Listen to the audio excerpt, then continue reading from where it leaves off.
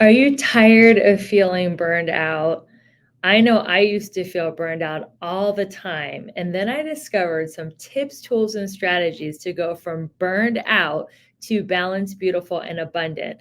I will be sharing them on this show, as well as interviewing experts that are going to help you transform from exhausted to energized and stressed out to serene. If you're ready to break free from the burnout for good, let's jump into the show. Hello, everyone. Welcome to the Balanced, Beautiful, and Abundant Show. My name is Rebecca Whitman. I'm your host, helping you go from burned out to balanced, beautiful, and abundant. And today we have a dear friend of mine and someone that I've known now for 5 years. Wow. Welcome to the show, Jessica Perez-Beebe.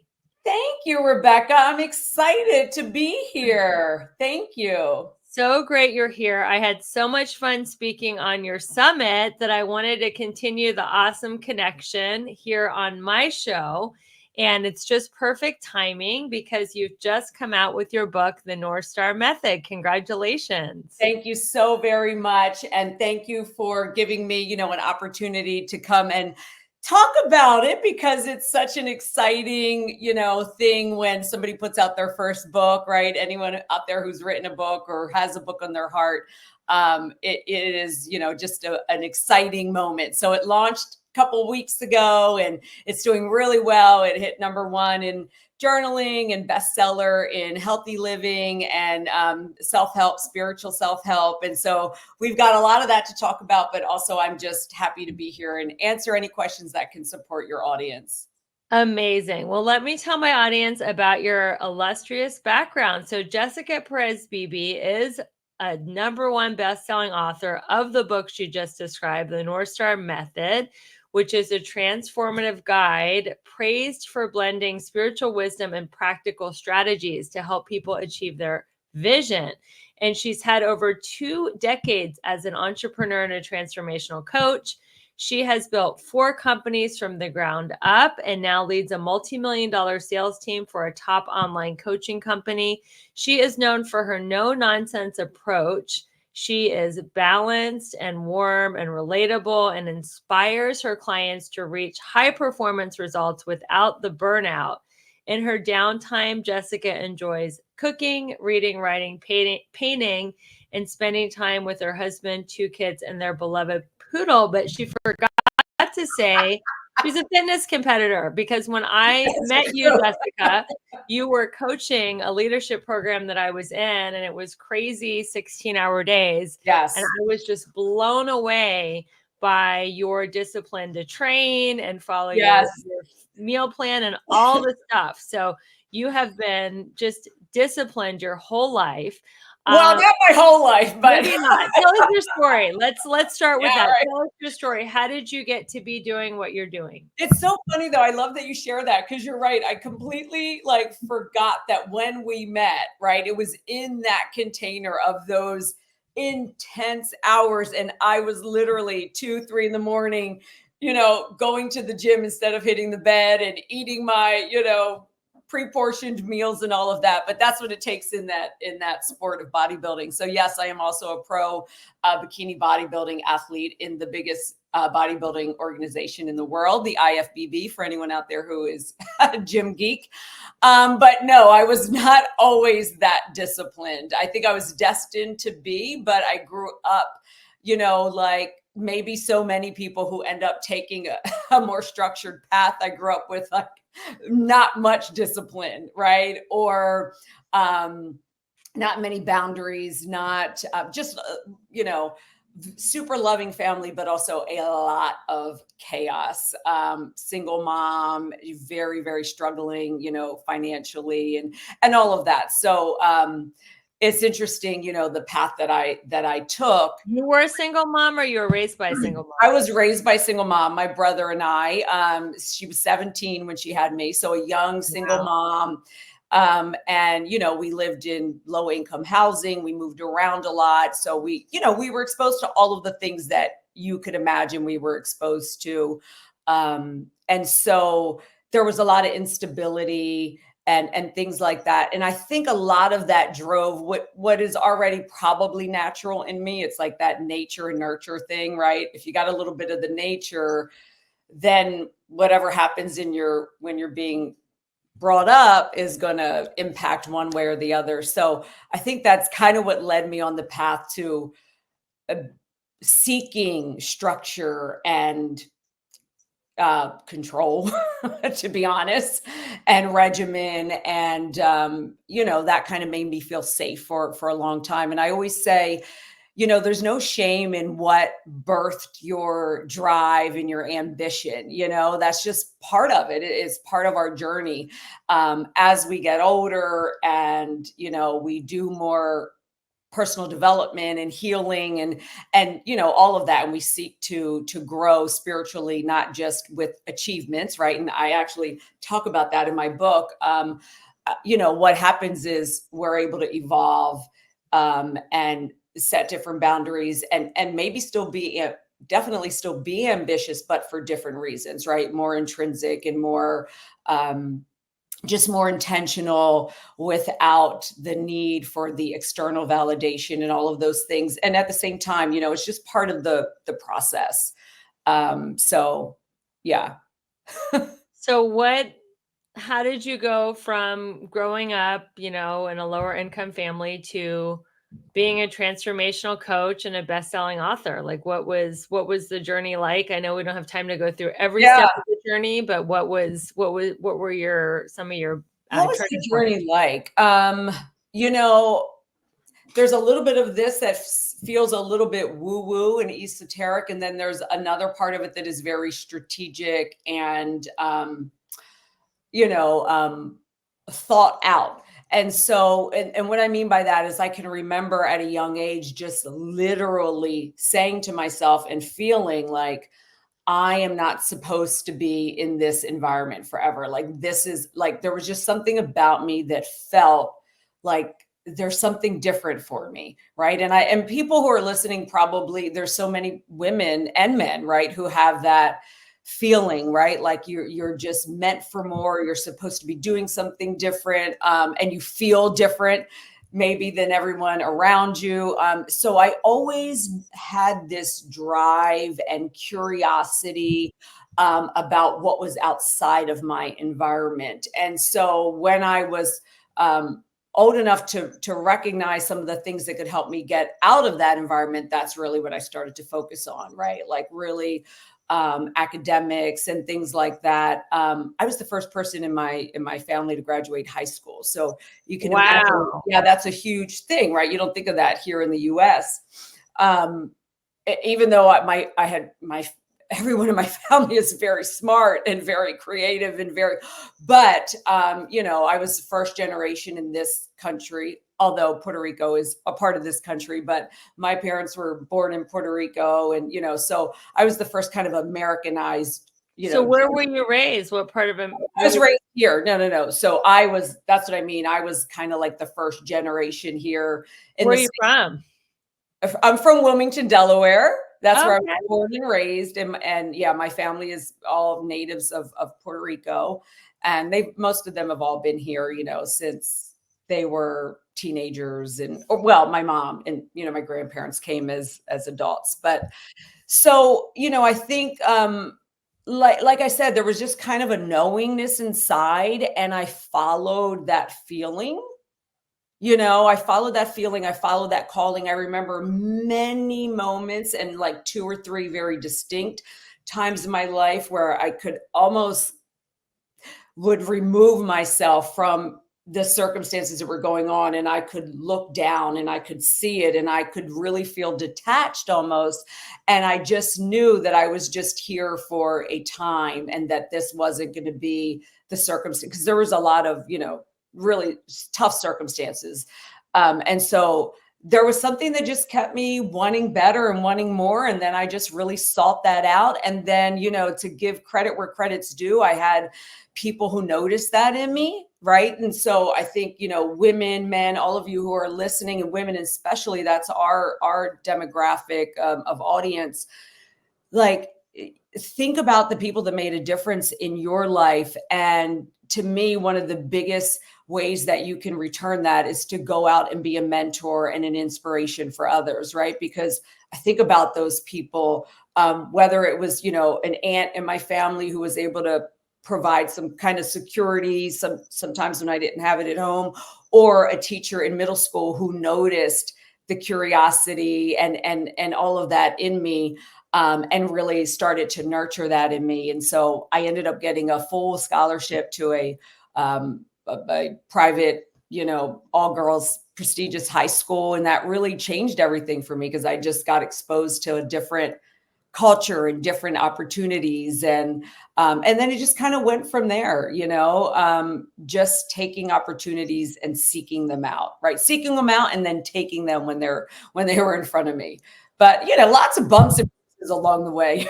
Were you always an entrepreneur, or did you start in corporate America and switch? Like, how did you find the world of coaching?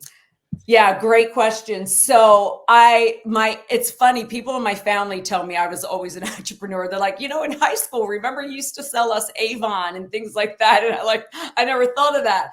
I had so for a while there, I don't know how long, but I always thought, wow, I could work for myself. I could be an entrepreneur, but I had zero models of an entrepreneur. So I didn't even know what that meant. I had all of these weird fears with money because money was really like taboo for our, it's like other people have money, we don't. So I would have these dreams and visions and ideas knowing that I could do that, but I never had the confidence to pursue it. And I actually write about that in chapter 3 of my book, which is when everything changed for me.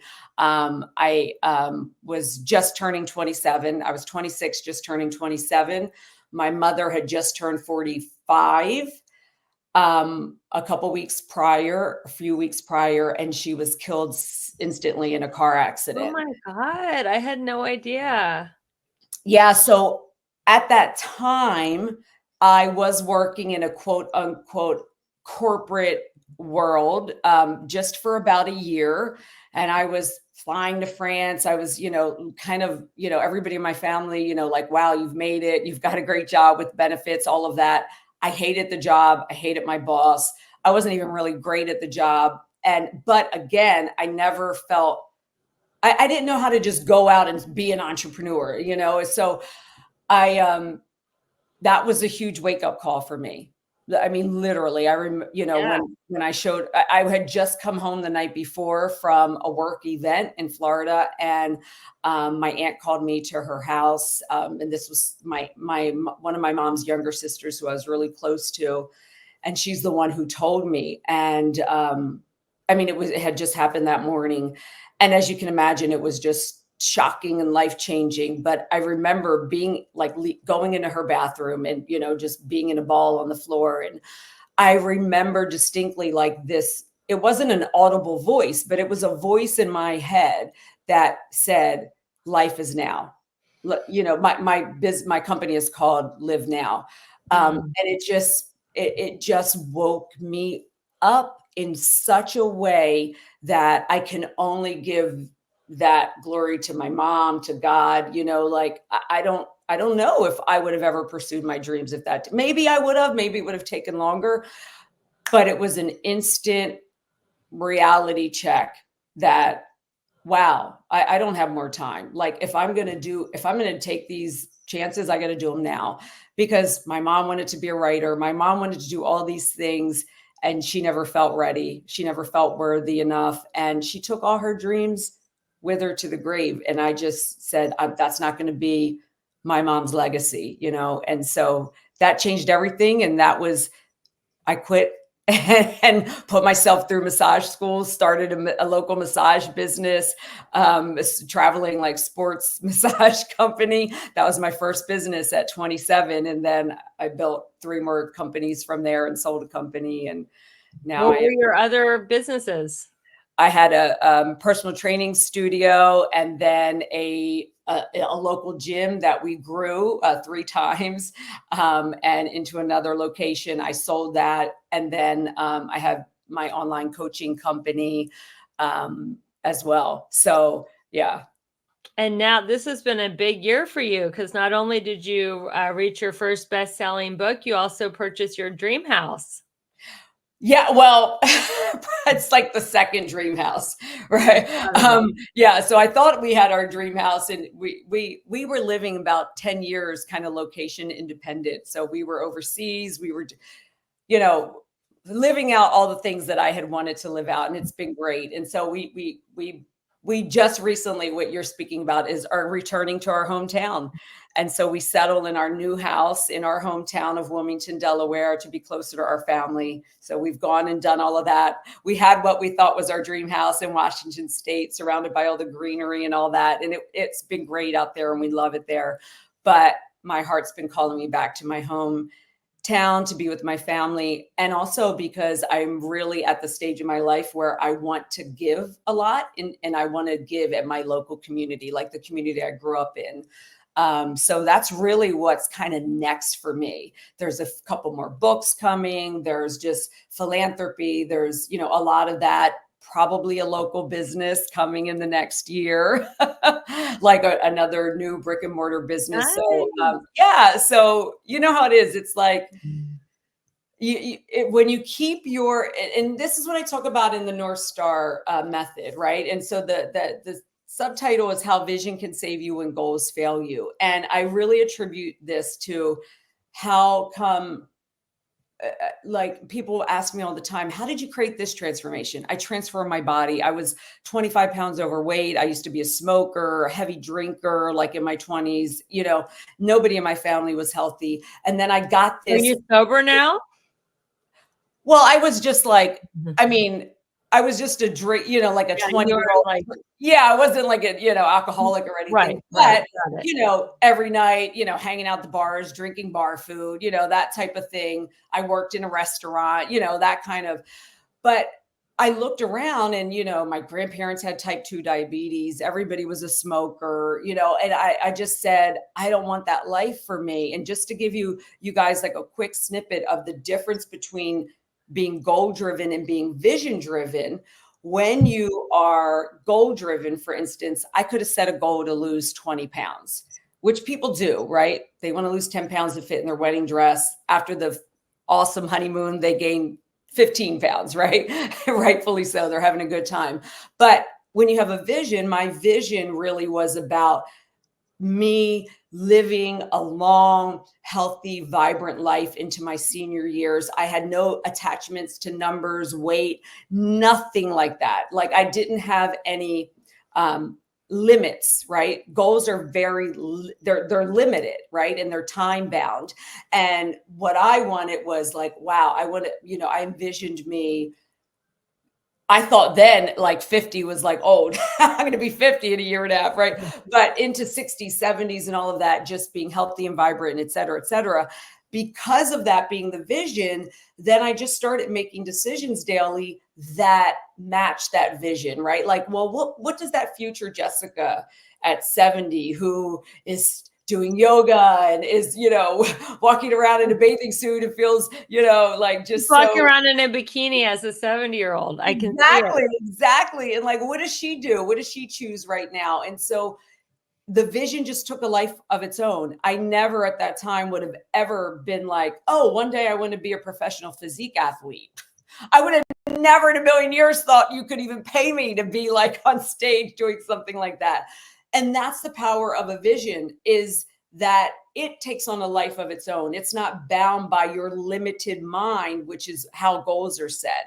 And that's literally, I teach my 3-step process because I've used it for everything, to transform my body, to transform my money with my relationship with money, right? Like, how do you go to running $1 million, going in and taking over a sales team to get to $1 million a month, right? And making millions of dollars yourself in your own business. How do you get to that from, growing up, on food stamps and we're around people who didn't have that relationship with money?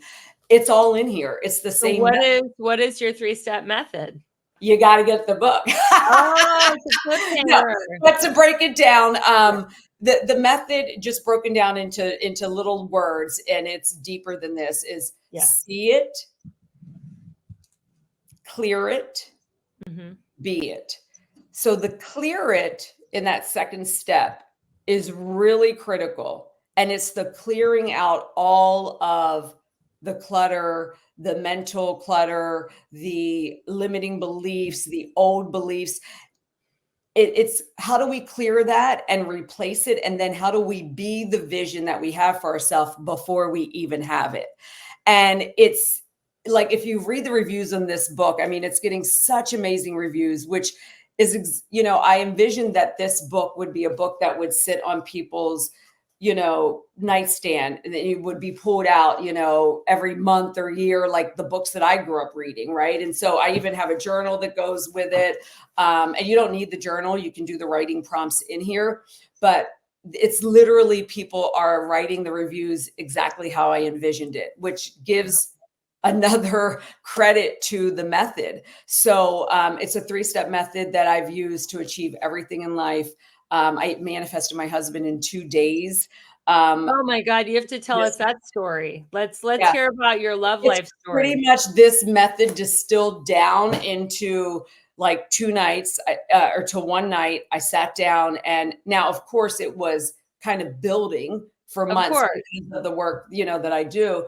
But two uh 2 days, was it the day before Thanksgiving, I went and visited my best friend. My mom had died the year prior, so Thanksgiving was like a big holiday in our family. So I went to spend it with her and her family. And about 2 hours south of where I'm raised, so down in the beach area, Rehoboth Beach, Delaware. And that night I sat up and I did all of this work, and I had decided about a month or so prior I wasn't going to date anymore in the meantime. Right. Like I had broken up with someone 6 months prior who was like an almost perfect.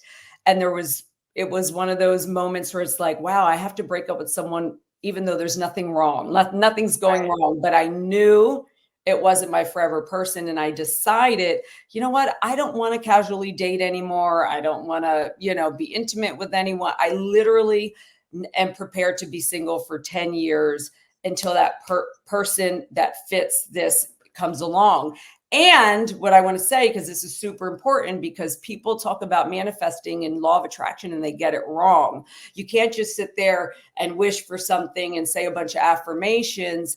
A little bit of that is a part of it, but the work that I did was, in order for me to attract what I wanted in this person, I had to start being that, because like attracts like.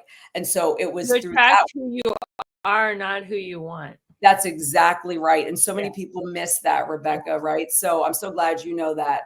Not surprised, but I did like a really crazy deep dive until like 2, 3 in the morning. And I put it to the side, and I was like, I'm prepared, for the next couple of years. I don't care. I don't need to date anyone. And on Black Friday, the day after Thanksgiving, my best friend Liz and I, we were out shopping, doing the tree lighting. It was like 5:30 in the evening. We went into a little restaurant, sat at the bar, ordered a burger, and my husband walked in like 20 minutes later. And we closed down the place, and we've been together ever since. We met at a place called the Summer House. And so now we have a boat called the Summer House.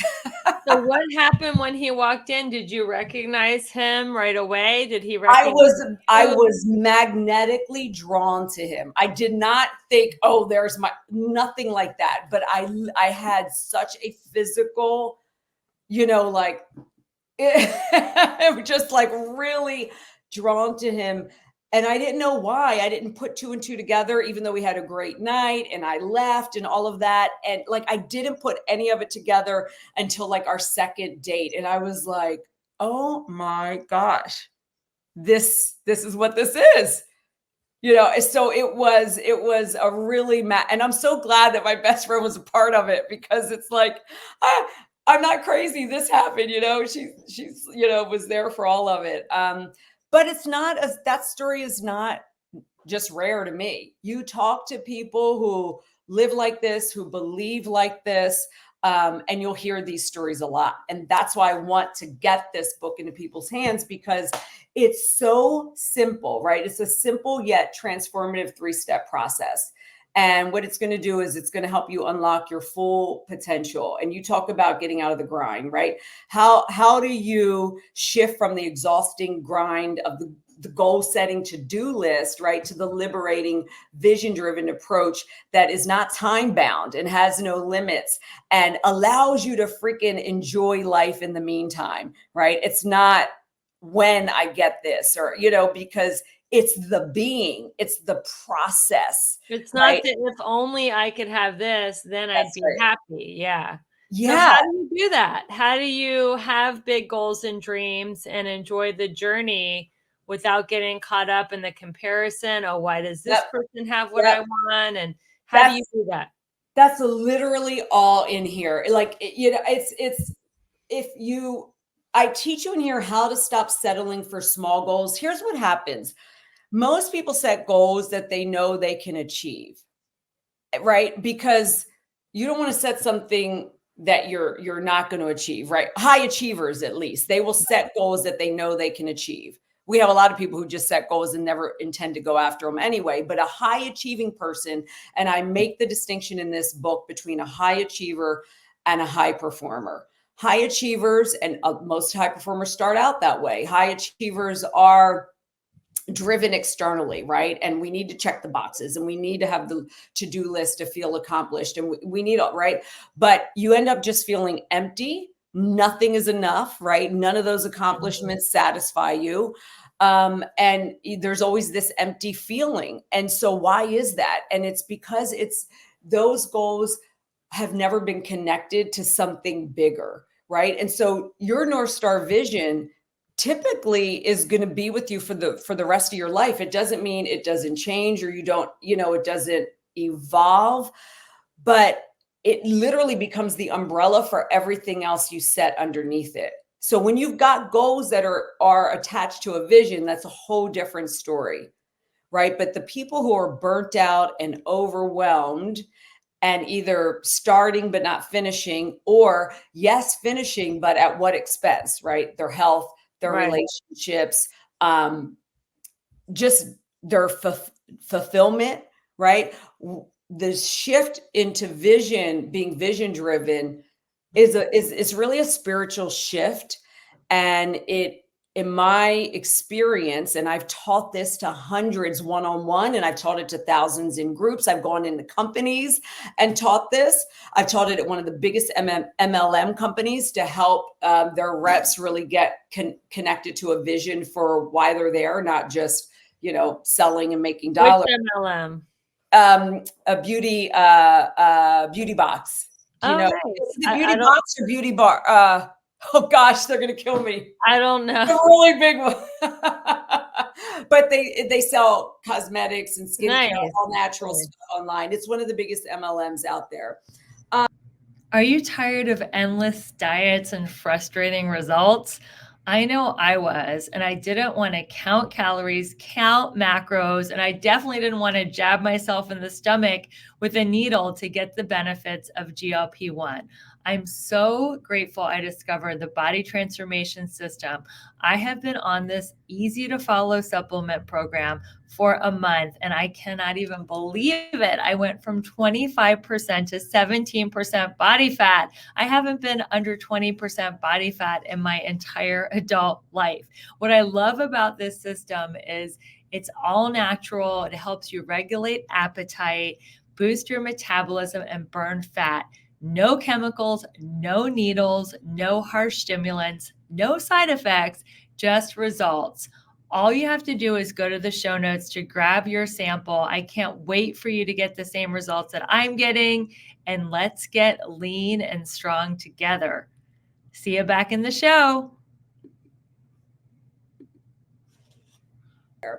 And so it's basically, how do you simplify your focus, cut out all the other noise, all that chatter, and create real sustainable progress in your life that is based on something that really matters to you for the longevity of your life, right? And when you have a North Star, you're going to know when you're getting off course, right? It's like in the book, I start with really, there's a part in the book where I use the metaphor throughout the book of like, imagine your task is to climb to the top of a mountain, right? The trek is going to be long and dangerous. It will take multiple days. It will be the most challenging thing you have ever done.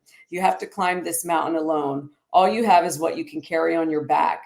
To accomplish this task, you're going to need certain tools and gears. Some people try to accomplish this by focusing on small, immediate goals and spending all their energy focusing on what is right in front of them. These are goal-driven people, right? They're focused on what type of boots they wear, what brand or tent. They focus on how difficult the terrain is in front of them. And they obsess endlessly over which trail to take up the mountain, right? This is being goal-driven. Right. Then others set out to accomplish this monumental task by focusing on a big vision. They keep the vision at the forefront of their mind, and they use it to continually make steady progress up the mountain. They find the one thing to always guide them, no matter where they are. For them, the trail they take or the tent they use is only a means to the end, because their focus is their vision, which is reaching the top of the mountain. And it goes on, it just kind of gives your viewers just kind of a little bit of a visual. The vision-driven person is going to get to the mountain no matter what they've got in their backpack, no matter what they lose along the way, right? And so it's about learning how to focus, how to zoom out and focus on what really matters versus what's right in front of you. Because when people make decisions on their present circumstances or the obstacles that are in front of them, they never make progress, right? They just stay stuck on what is, right? Well, I don't have enough money. I don't have enough time. This is too hard. When you're vision driven, the present circumstances do not matter. So when someone feels snagged by their present circumstances, they have a big goal, but they're like, why is it not happening fast enough? Why is it happening for the other person? Yes. Comparison. Maybe I should just give up. How do you? Yes. And they almost always give up. Yeah. How do they get rerouted to be you got to go back to the beginning, right? And make sure that this is think there's a part in my book where I take people through a really deep exercise of discovering if what you're pursuing is actually your vision. Mm-hmm. A lot of times people are out there pursuing something that was never their vision to begin with.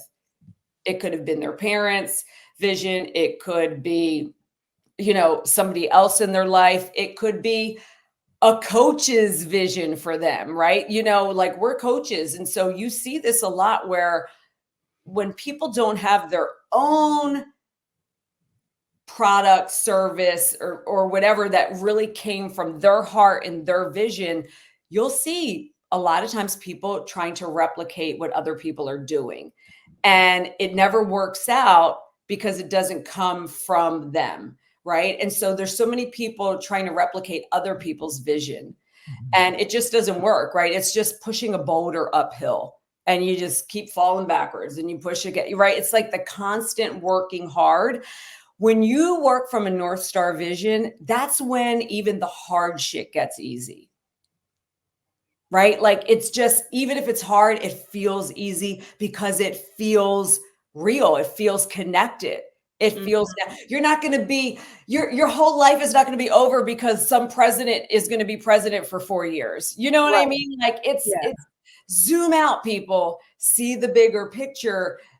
You're not letting your happiness, your success, your worth, or anything be tied to anything external, anything outside of you or outside of that vision. So on your Instagram, it says, achieve more by doing less.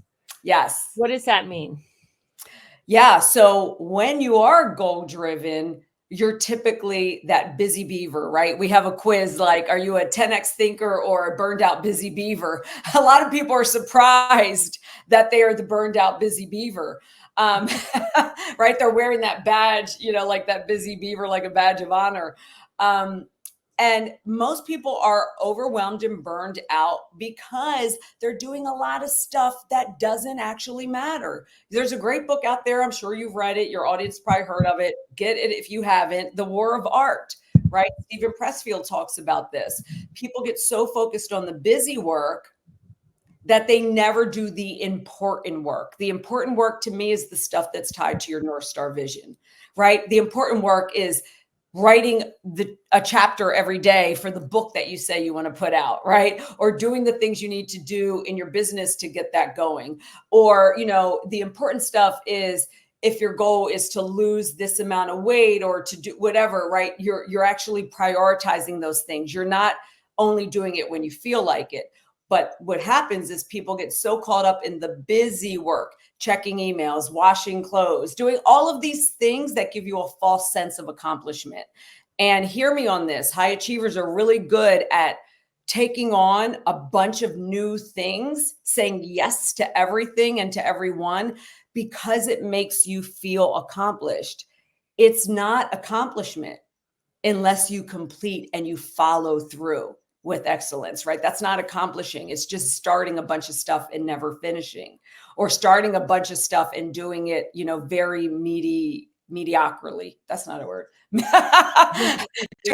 I get what you mean. I think a lot of people, since we're both in the coaching space, they buy like 10 or 15 coaching programs and they start, but they don't finish. Like it sounds good at the time, but so you're saying to be a finisher, successful people are not just starters, they're finishers. Imagine how, absolutely. And that's something one of my mentors, Shanda, talks about all the time is finishing, finishing, finishing. But like, I think about it with my professional sport of bodybuilding, right? Like, I'm so glad you brought that up because before we end this, I want to know all the fitness and nutrition tips it took to get you in that kind of crazy shape. It's going to be so different than what people think for the most part. But with that, the thing is like, that's not people will try and do things like that as a bucket list thing.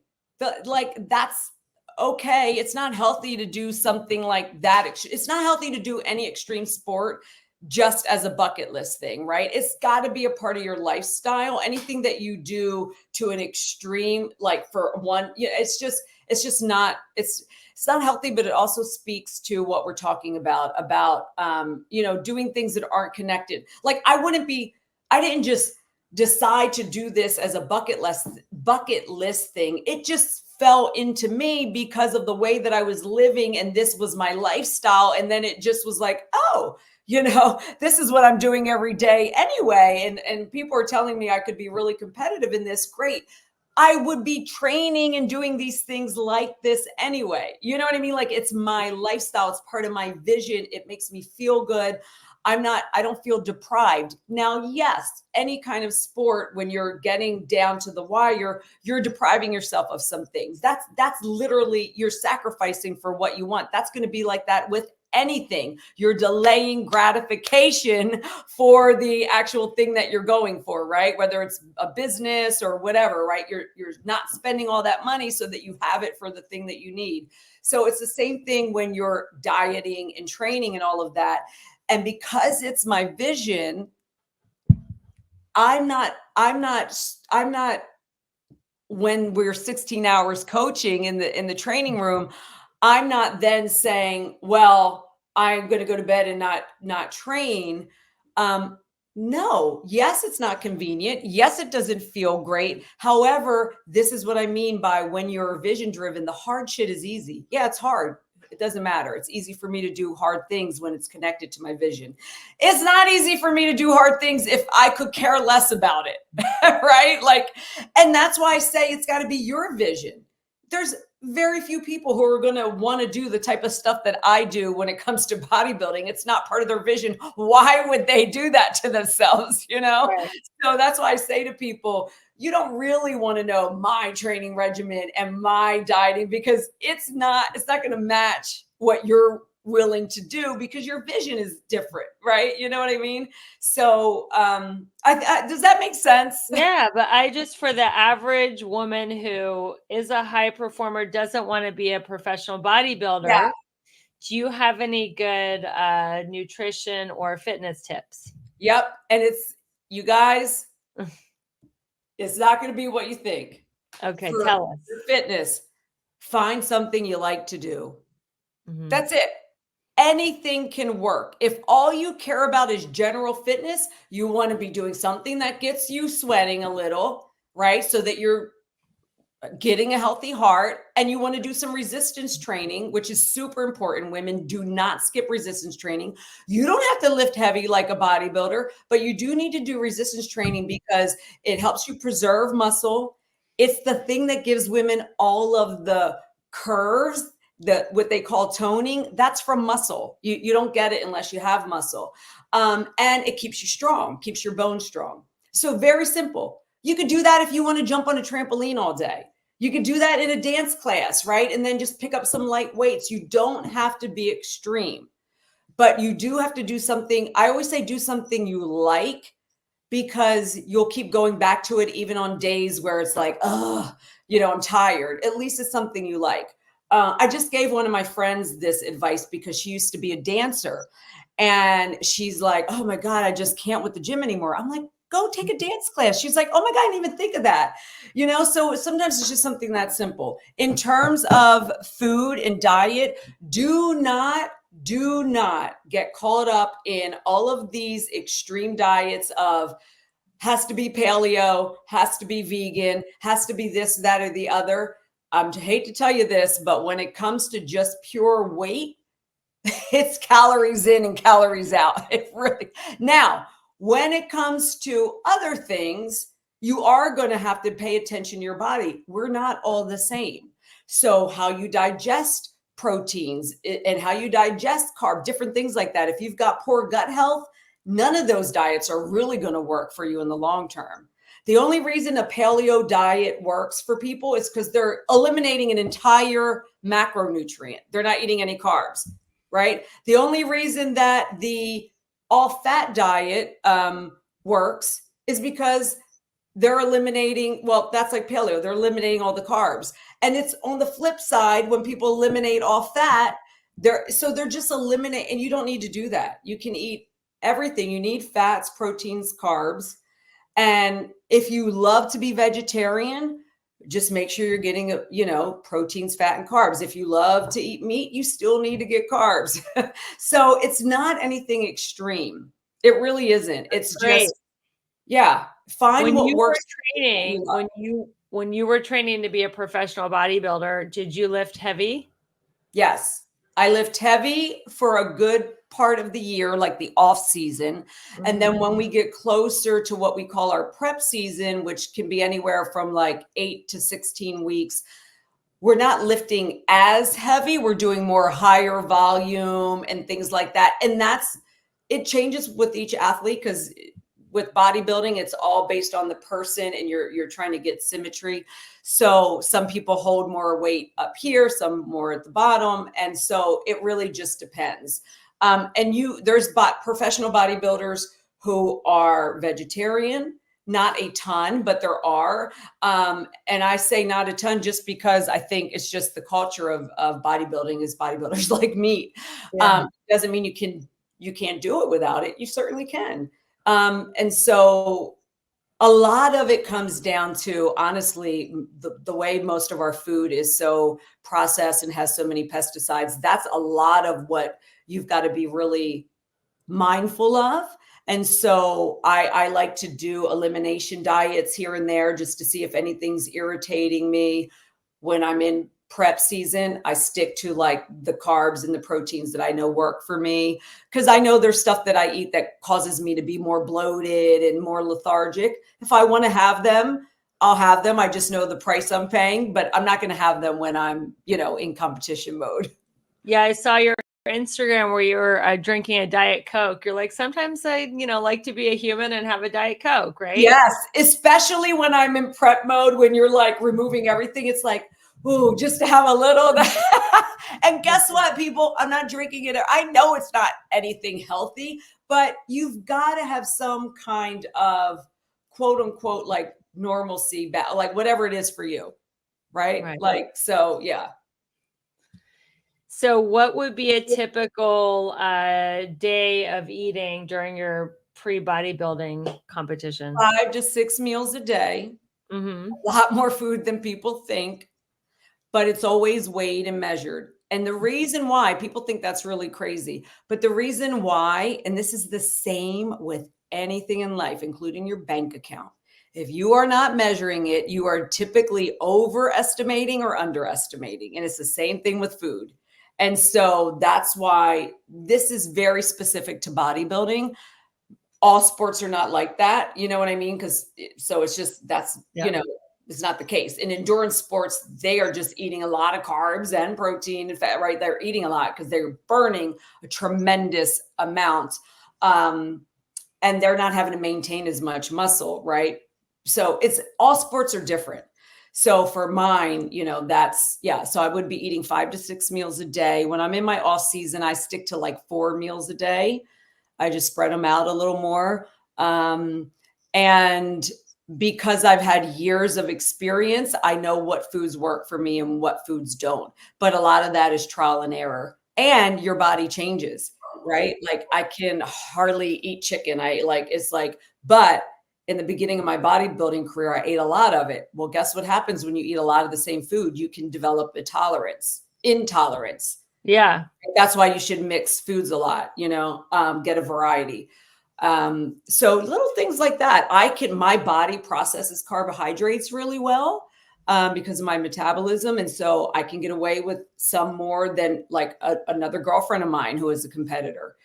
She can get away with a lot more fats and less carbohydrates, but we still do balanced, right? And it's still, hate to tell you, it's calories in, calories out. In terms of weight, obviously, you don't want calories in and calories out on a diet of ice cream every day because, you're going to have 2 meals, Right. no vitamins, no micronutrients. So, it's common sense. So do you think you'll ever go back to that sport and train for another bodybuilder competition? I'm still in the sport. I'm just in an extended off season. Okay, you're focused on your book and it's been a lot, yes, because we've been moving from state to state and like business stuff, and so I had to be realistic. And I'm 48 and a half now, so it's not as easy to just juggle it all. Like I started going through some premenopausal things, so we had to shift and do some hormone stuff, and so now I'm getting back to. But I had like a year and a half there where it was like nothing was working. And by the way, women, that's part of the transition. Some of us are going to start at a little younger, some are going to start a little older, and you've got to change. So that's the thing. I don't freak out. I'm like, for the last year and a half, I kept an extra 10 pounds, 12 pounds of weight on me with going through those changes. I had to work out less. I had to sleep more. I had, and guess what? It all helped. And now, so get educated, connect with other people. Like I work with a hormone doctor and, stuff like that. And just don't buy into all the shit you see on social media with all these, anything that's telling you all this food is bad and all that food is bad is wrong. Yeah. Like it just is. It's just ridiculous. Well, Jessica, this has been an amazing. I could talk to you all day about a million things.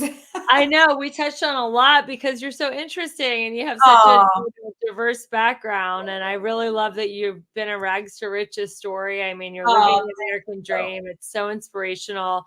I know my audience is going to want to find you online and stay in touch. So how can people stay in touch? Yes. So first of all, I just dropped a link for will this chat or no, that's, should I we'll put it in the show notes. We'll put it in the show notes. So just send it to me. And when great. So I'll drop the link to my book. And also on Instagram is like my favorite social at Jessica Perez-Beebe, and also Facebook, Jessica Perez-Beebe. I think it's like Coach My Mindset on Facebook. My website, jessicaperezbeebe.com. I've got a quiz. I'll send you all that stuff if you're able to put it in the comments and in the show notes. And I'll share this as well so more people can see what you're doing, because you're going to be putting this on one of your shows, right? Another show? Yeah. So not only is this a podcast, everyone, I'm now on the Everyday Woman's TV network. So this will also So be a cool. part of the Everyday Woman's TV network. So thank you so much, Jessica, for being Thank an you. amazing guest. And thank you, listeners, for sharing the Yes. show, rating, reviewing,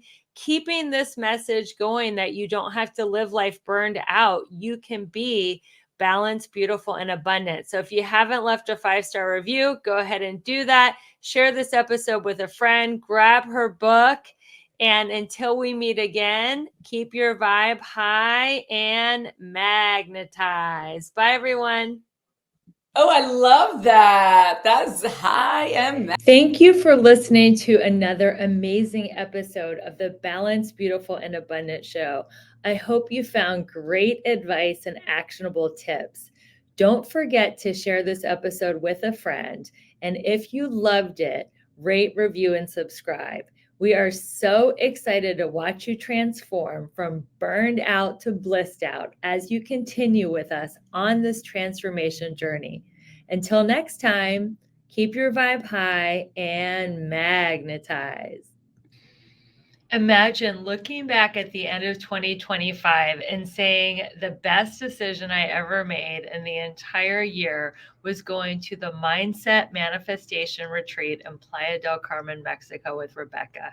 Not only will we set intentions, goals, and strategies for your new year, we will give you 21 customized affirmations, a vision board, a power word, a playlist, and every tool you need to get all 7 pillars of your life to a level 10 and to crush your goals in 2025. In addition to all the goal setting and masterminding, you'll get to relax in a luxury spa, do yoga, and have a sound bath, all at a beautiful retreat, an amazing Playa del Carmen, Mexico.